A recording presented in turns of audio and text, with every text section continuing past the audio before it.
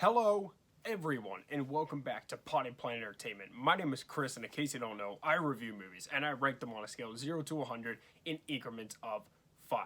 Today, we are going to be talking about one of the greatest television shows of all time. If I can get the lighting to work, I can show this to you. There we go. Avatar, The Last Airbender. Should I review the movie? I kind of want to. It's a terrible movie, but it's one of the greatest TV shows of all time. Avatar: The Last Airbender. I somewhat remember it being new. I remember liking it when I was a kid, but I actually wasn't allowed to watch it when I was a kid. Why? I don't know. I guess my mom didn't like the fighting in it, but whatever. I loved it, and I love it now. I never actually finished the show because I couldn't watch it when I was a kid. And so recently I was scrolling through Netflix and I saw it on there. And I was like, you know what? It's about time I actually watched the show. So I binge watched it. I bought it. Fell in love all over again. It is masterful. What Nickelodeon created here. It really is like one of the top 5, top 10 best shows ever made. What Nickelodeon made all those years ago, well, it's been about 17 years now since this show premiered. That makes me feel old. What they did is just remarkable. It is remarkable storytelling, this show. Also, I got this. Look at how pretty. So pretty. You can get Katara and Zuko as well. I would like to at some point, but I'll take Aang for now. It's just so pretty. So pretty. Okay.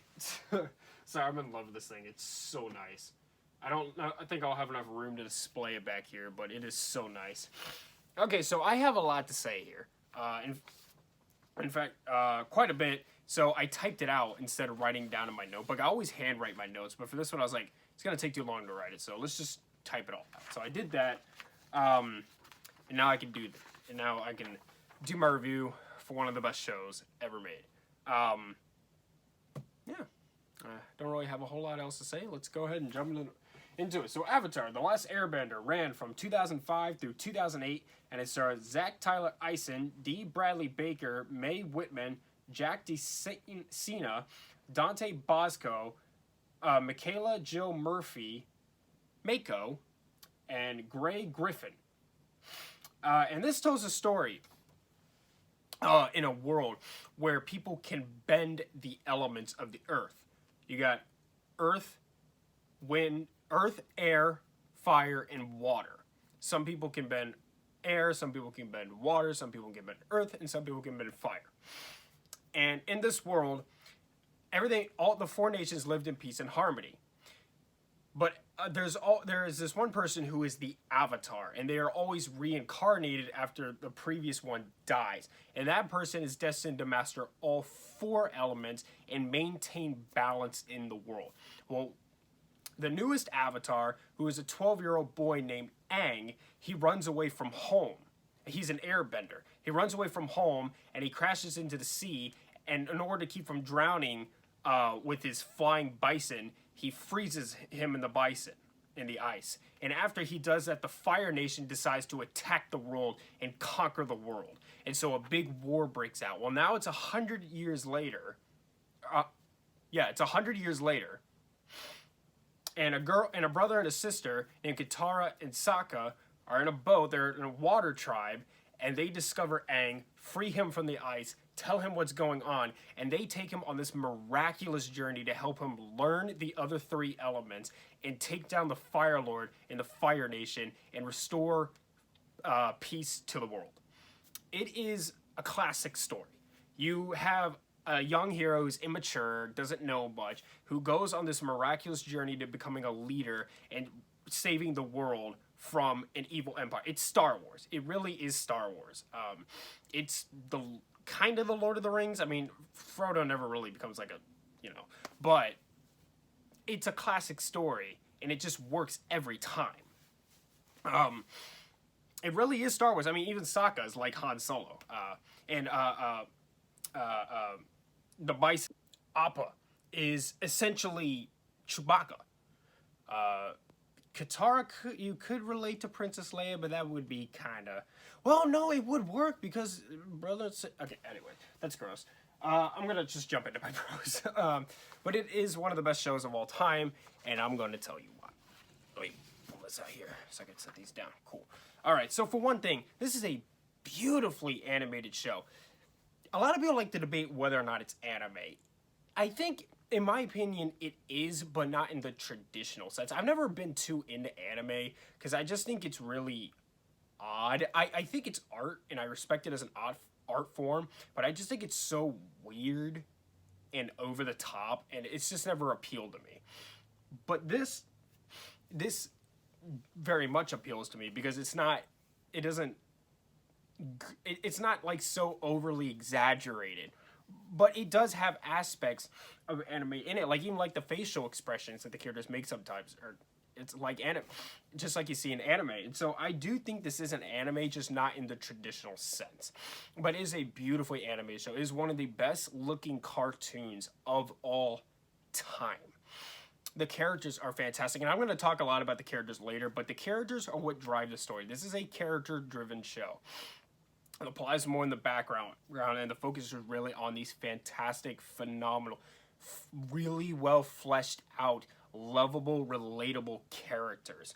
The character arcs are fantastic. I'm going to get into that as well, but they all have really good arcs. I love the production design of the show and the universe that it creates, the animals, the architecture, the cultures, all the different cultures you see in the show. It's so beautiful to see. It's a very creative show. It's like, I watched this show and I'm like, how does a human being come up with this idea? That is just so genius. I could never come up with something that good, and it makes me jealous. This type of writing makes me very envious because I know I could never come up with something as good as the things that they come up with in this show. It's a funny show. I love the Cabbage Man, for example. There's this character who like reoccurs every now and then, who's pushing a cart of cabbages and it gets destroyed, and he yells, "My cabbages!" He's the best character. I love that guy. And I love the Secret Tunnel song. I love that song. That is one of the best moments in the show, is the Secret Tunnel song. It is just so great. I was gonna say costuming, but then I realized that doesn't make sense for a cartoon. But the clothing in the show is very, very creative. This show really ages well with the audience. You don't grow up and look at this and it's like, this doesn't really hold up as well to me now as it did when I was a kid. No, it does hold up very well when you grow up. It's like Nickelodeon did that same thing with Drake and Josh. iCarly didn't really age well on me. Zoe 101 didn't age well for me, but Drake and Josh is still funny to me all these years later. It aged really, really well.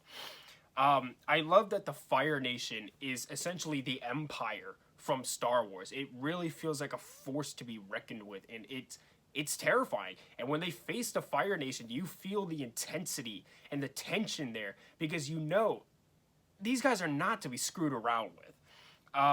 The show can be dark and light at the same time. You can go from having Saka making some sarcastic joke to bloodbending, which is something to introduce in the show. Spoilers, by the way. I'm talking about spoilers. It's a really old show, so I'm talking about spoilers. But yeah, it can go from that to and bloodbending is like really dark. But this show isn't afraid to go there, and I really like that. Let's see, what else? I like that it shows that the Fire Nation manipulates its people into thinking their cause is good.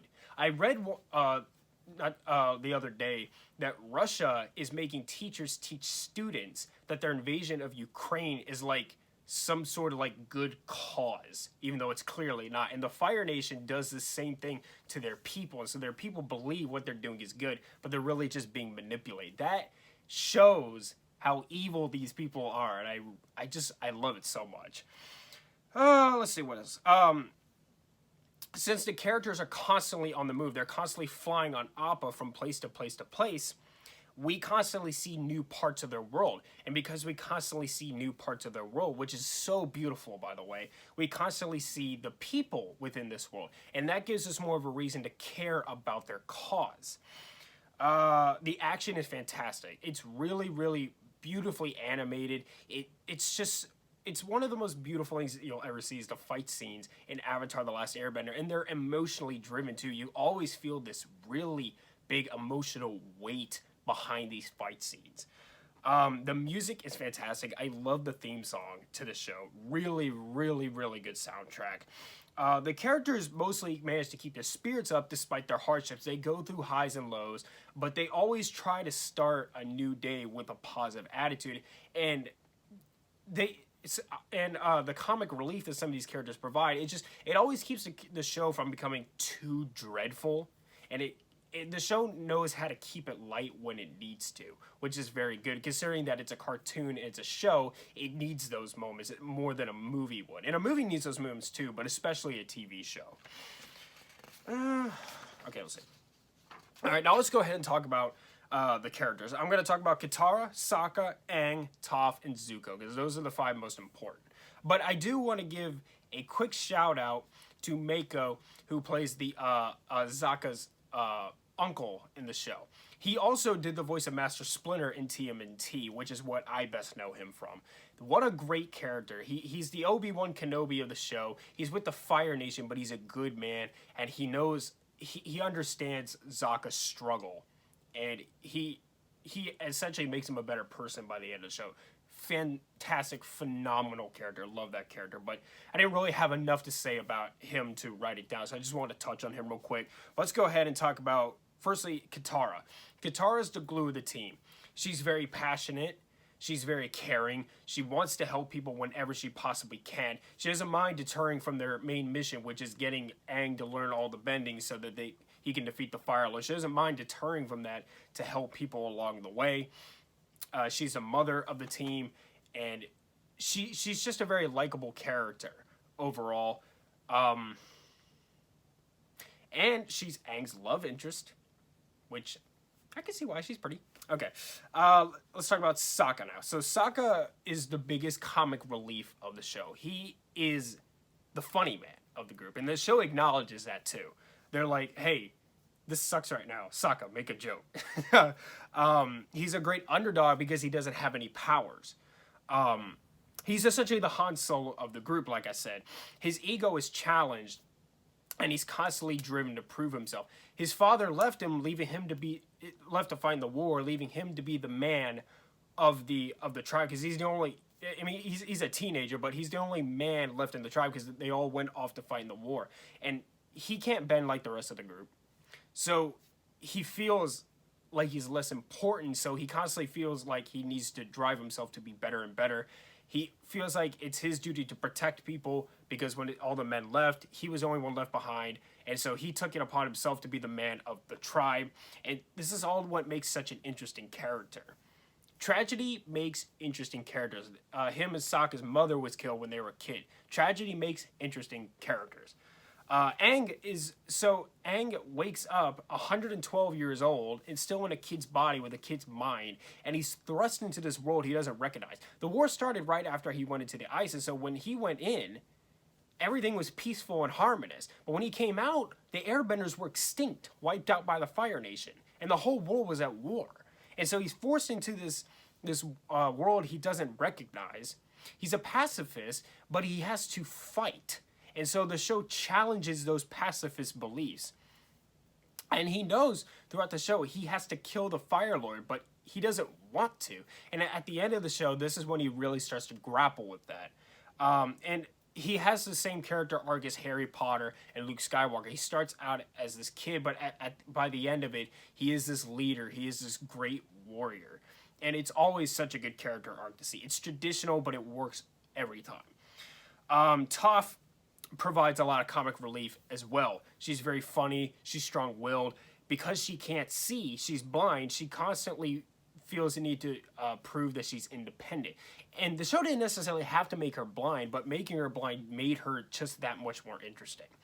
And probably the fan favorite character is Zuko, who is the prince of the Fire Lord who was banished from the Fire Nation, and his father told him, "You bring me the Avatar, you will be welcome back." And so he constantly is hunting Aang so hard. He's very, very driven to find him because he wants to reclaim his honor. And his uncle's telling him, this is not how you do it. You're not going to reclaim your honor that way. But he won't listen. He's too stubborn. And eventually, as the show goes on, he begins to understand what his uncle is trying to tell him. He finally at the end of the show puts his ego away, and he helps Aang learn how to firebend so he can defeat the Fire Lord. He begins to see the evil, and it builds on that, especially not in the first season really, but mainly through the second season. It begins to start to build on that, and then by the third season, at some point, he really turns himself around. But he sees the evil that the Fire Nation has done to people through his travels. He meets a girl who likes him, who shows him these burn marks on her legs that a firebender soldier did to her. And so this slowly starts to build up in him, like, what the cause I'm fighting for is just wrong. And the scar on his face from when he had to fight his father and then got banished, it shows his bad side and his good side.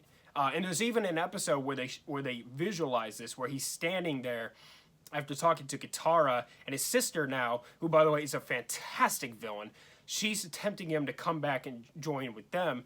It shows you the scarred side of his face and the non-scarred side of his face, and to show that conflict in him. It's just such a good writing that I hope one day I could come up with myself. Avatar: The Last Airbender is one of the best shows of all time, and it, of course, gets a 100.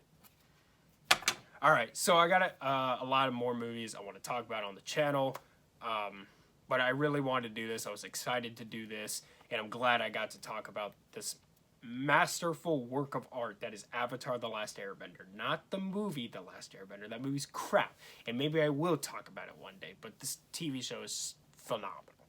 So, thank you so much for watching. Subscribe to Potty Player Entertainment for more. Hit the like button, leave a review, suggestions down in the comments down below. Follow me on Instagram at Potty Player Entertainment for channel updates, and much love.